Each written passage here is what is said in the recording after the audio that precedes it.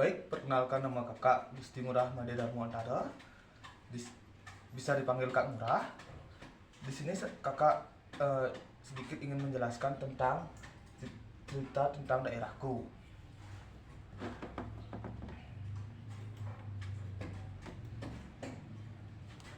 Nah, yang pertama ada rencana belajar. Yang pertama yaitu seperti apa tempat tinggalku. Yang kedua ada kerajaan yang di Nusantara. Dan yang ketiga ada nama kerajaan dan tahun munculnya kerajaan.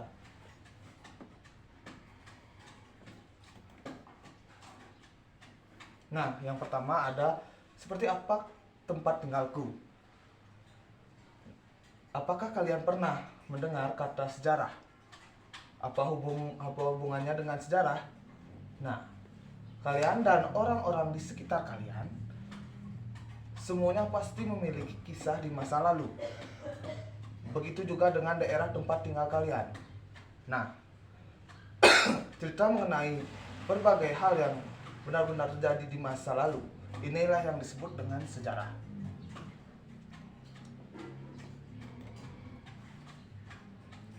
Coba kalian kembali ingat masa kecil kalian. Apakah kondisi rumah kalian seperti dahulu? Masih sama seperti sekarang? Apakah rumah-rumah tetangga dulu masih sama seperti sekarang? Lalu bagaimana dengan lingkungannya? Apakah keadaan lingkungannya di sekitar tempat kalian masih sama? Setidaknya lingkungan di sekitar tempat tinggal kalian pasti sudah menjadi lebih ramai. Nah, inilah menjadi bukti bahwa suatu daerah dapat berkembang. Kota atau kabupaten maupun provinsi tempat tinggal kalian pun selalu mengalami perubahan. Jadi, dahulu keadaannya tidak seperti sekarang. Penduduknya tidak sebanyak sekarang. Dan lingkungan alam pun kemungkinan besar tidak sama seperti saat ini.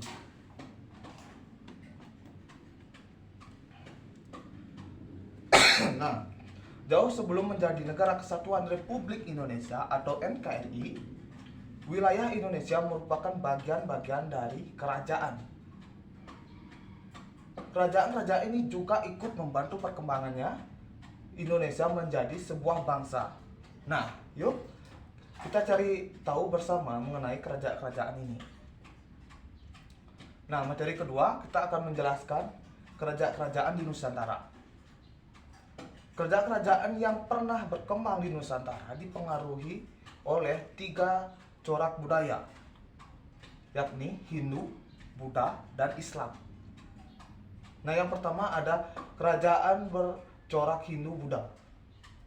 Dari berbagai peninggalan yang ada, diketahui bahwa Hindu-Buddha masuk ke India karena dibawa oleh para pendeta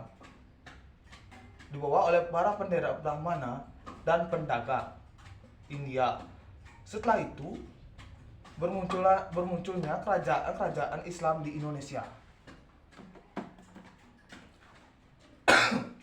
Yang kedua ada kerajaan bercorak Islam. Agama Islam masuk ke Indonesia melalui para pedagang yang berasal dari Arab, Persia, dan Gujarat. Waktu itu kekuatan kerajaan Majapahit dan Sriwijaya sudah mulai melemah. Kerajaan-kerajaan yang berada di bawah kekuasaan mereka mulai melepaskan diri dan raja-rajanya menganut agama Islam. Setelah itu bermunculan kerajaan-kerajaan Islam di Indonesia.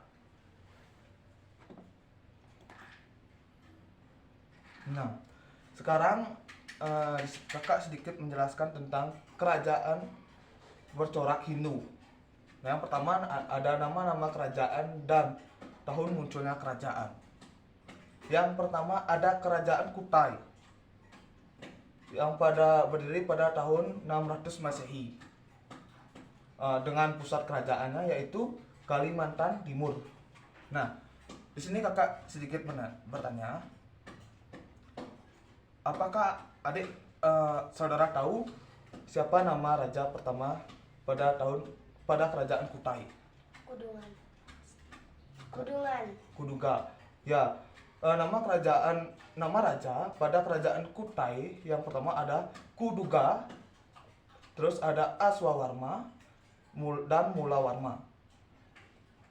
Peninggalan sejarah pada kerajaan Kutai yaitu prasasti atau stupa yang berbentuk tugu batu bertulisan huruf kapital dan huruf pahlawan, seperti contohnya seperti pada di PPT ini.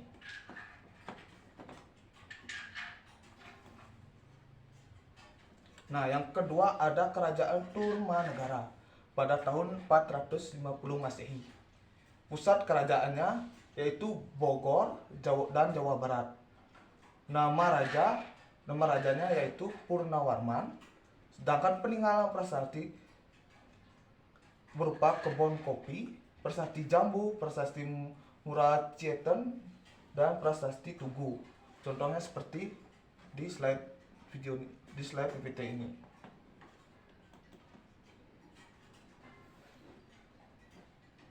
Yang ketiga ada kerajaan Kalingga pada tahun 674 Masehi.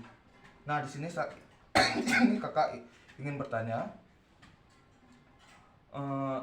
adik-adik tahukah pusat kerajaan Kalingga berada di mana? Jawa Tengah. Ya, betul.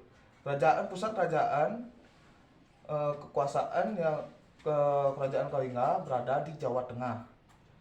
Dan nama rajanya yaitu Ratu Sima.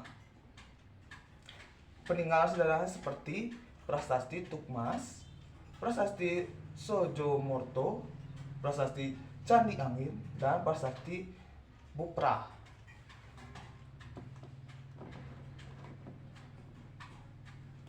Dan selanjutnya ada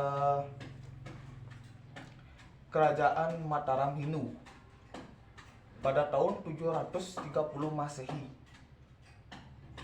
Dan pusat kerajaannya berada di Jawa Tengah.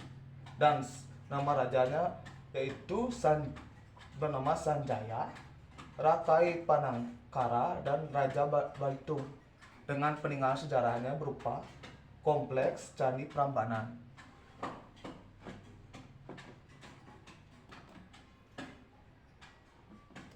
Yang kelima ada kerajaan Kediri pada tahun 1117 Masehi.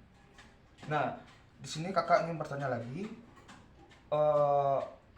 tahukah adik-adik di mana pusat kerajaan kekuasaan pada kerajaan Kediri?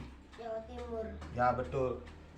Pusat kerajaan kekuasaan Kediri berada di Jawa Timur. Dan nama rajanya yaitu Jayabayar dan Kertajaya.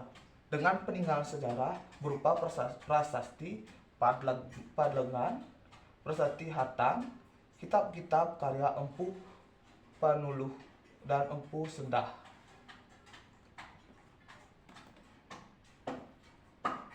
Yang keenam ada kerajaan Singosari pada tahun 1222 Masehi. Dengan pusat kekuasaannya yang berada di Jawa Timur. Dan nama rajanya yaitu Ken Arok dan Kertanegara. Dan peninggalan sejarahnya berupa Candi Jago, Candi Kidal, Candi Singosari, dan Candi Kegenangan.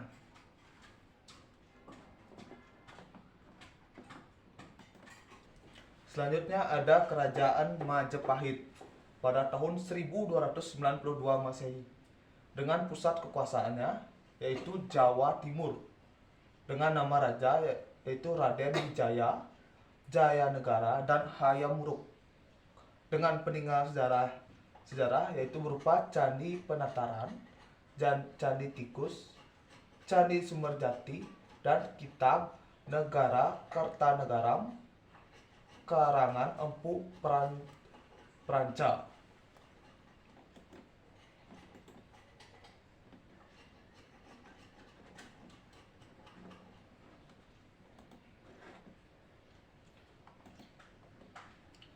Selanjutnya ada kerajaan bercorak Hindu. Yang pertama ada kerajaan Sriwijaya pada tahun 600 Masehi dengan pusat kekuasaannya yaitu Sumatera Selatan dengan nama raja yaitu Baleputra Dewa dengan peninggalan sejarah berupa prasasti Kedukan Bukit dan prasasti Talang Tuo.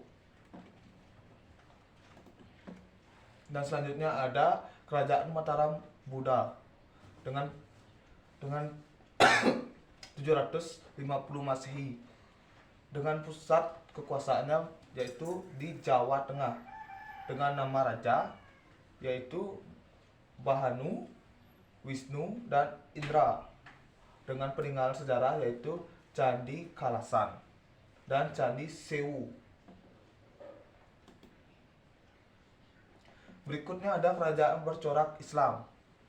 Yang pertama ada kerajaan Sumedra Pasai pada abad ke-13 dengan pusat kerajaan di Negoroe Aceh Darussalam dengan nama raja yaitu Sultan Malik As-Salih dengan peninggalan sejarah yaitu batu nisan makam Sultan Malik. Dan selanjutnya ada kerajaan Aceh pada tahun 1514 Masehi dengan pusat kerajaan yaitu Aceh Darussalam dengan nama raja yaitu Ali Mughayat dan Salahuddin dengan peninggalan sejarah yaitu berupa monumen Darussalam dan makam Sultan Iskandar Muda. Dan selanjutnya ada kerajaan Denmark pada tahun 1400 Masehi dengan pusat kekuasaan yaitu Denmark dan Jawa Tengah dengan nama raja yaitu Raden Patah, Adipati Anus, dan Sultan Tregono dengan peninggalan sejarah berupa Masjid Agung Denmark dan Piring Campa. Dan selanjutnya ada kerajaan Banten pada tahun 1400 Masehi dengan pusat kerajaan berupa yaitu Sarang Banten dengan nama raja yaitu Sultan Hasanuddin dengan peninggalan sejarah yaitu Masjid Banten dan Meriam Kuno Ki Amuk. Dan selanjutnya ada kerajaan Ternate pada tahun 1500 Masehi dengan pusat kekuasaan yaitu Maluku Utara dengan nama raja yaitu Sultan Senal Abidin dengan peninggalan sejarah yaitu Istana Sultan Ternate dan benteng kerajaan Ternate. Selanjutnya ada kerajaan Tidore pada tahun 1500 Masehi dengan pusat kekuasaan yaitu Maluku Utara dengan nama raja Sultan Mansur dan Sultan Buku dengan peninggalan sejarah berupa benteng peninggalan Portugis dan Spanyol. Dan terakhir ada kerajaan Gowa pada tahun 1600 Masehi dengan pusat kekuasaan yaitu Makassar dan Sulawesi Selatan dengan nama raja yaitu Sultan Alauddin dan Muhammad Said dengan peninggalan sejarah berupa benteng Ujung Padang dan makam Sultan Hasanuddin. Nah, demikian materi pada hari ini. Semoga materi ini bisa bermanfaat bagi kita semua.